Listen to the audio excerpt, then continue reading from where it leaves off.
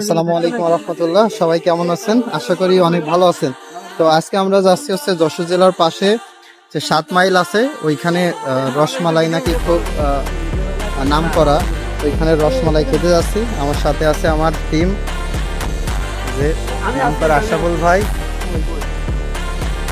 হ্যাঁ, আমি আছি।